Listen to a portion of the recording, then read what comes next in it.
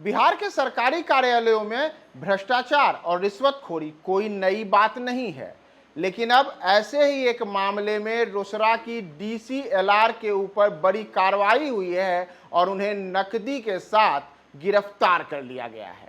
नमस्कार, मैं हूं प्रियदर्शन और आप देख रहे हैं न्यूज फॉर नेशन। और बिहार में इस वक्त एक बड़ी कार्रवाई समस्तीपुर जिले में हुई है, जहां समस्तीपुर जिले के रोसड़ा अनुमंडल में नियुक्त डीसीएलआर कंचन कुमारी झा को गिरफ्तार कर लिया गया है। और कंचन कुमारी झा की जो यह गिरफ्तारी हुई है, यह गिरफ्तारी भ्रष्टाचार से जुड़े मामले में हुई है, जब इनके ऊपर एक व्यक्ति से लाखों रुपए रिश्वत लेने का आरोप लगा था। और इसी को लेकर के आज यानी कि गुरुवार की सुबह सुबह निगरानी की टीम ने सुबह करीब 9 बजे गुप्त सूचनाओं के आधार पर डीसीएलआर कंचन कुमारी झा के आवास के ऊपर छापेमारी की। और इस दौरान उनके आवास से कई किस्म के दस्तावेज मिले, जैसे कई ऐसे दस्तावेज जो कि कार्यालय में रहने थे, लेकिन उसे बाकायदा डीसीएलआर कंचन कुमारी झा अपने आवासीय परिसर में रखती थी। और बताया जाता है कि वहीं पर वह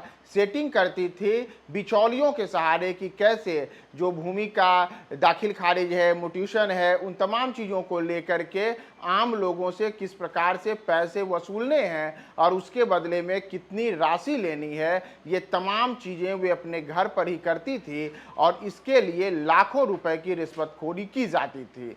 तो बताया जा रहा है कि इसी को लेकर के समस्तीपुर के विभूतिपुर के एक व्यक्ति ने डीसीएलआर से जुड़े हुए रिश्वतखोरी और भ्रष्टाचार के मामले की शिकायत निगरानी में की थी। और निगरानी अन्वेषण ब्यूरो ने तमाम चीज़ों की जानकारी लेने के बाद पहले पुख्ता यह जानकारी जुटाई कि डीसीएलआर कंचन कुमारी झा के ऊपर जो आरोप लगाए गए हैं, ये कथित आरोप कितने सही हैं। और इसके बाद निगरानी ने पहले अपनी पूरी प्रक्रिया की, इस बात की पहले पूरी तैयारी कर ली कि कैसे डीसीएलआर के ऊपर जो आरोप लगे हैं उसमें उनके खिलाफ तमाम सबूत सामने आए। और इसे लेकर के गुरुवार की सुबह सुबह निगरानी की टीम रोसड़ा पहुंचती है और वहां पर कंचन कुमारी झा के आवासीय परिसर में अचानक से दस्तक देती है। देखते ही देखते जो पूरा का पूरा उनका आवासीय परिसर होता है, वह कई निगरानी के अधिकारियों से घिर जाता है और तमाम चीज़ों की छानबीन की जाती है। यहाँ तक बताया जा रहा है कि उनके घर में जो कई गैजेट्स हैं, कई इक्विपमेंट हैं, यानी कि इलेक्ट्रॉनिक गैजेट्स और इक्विपमेंट, उनके बारे में भी पता लगाया जाता है कि लाखों रुपए के ये तमाम चीज़ें कहाँ से आईं।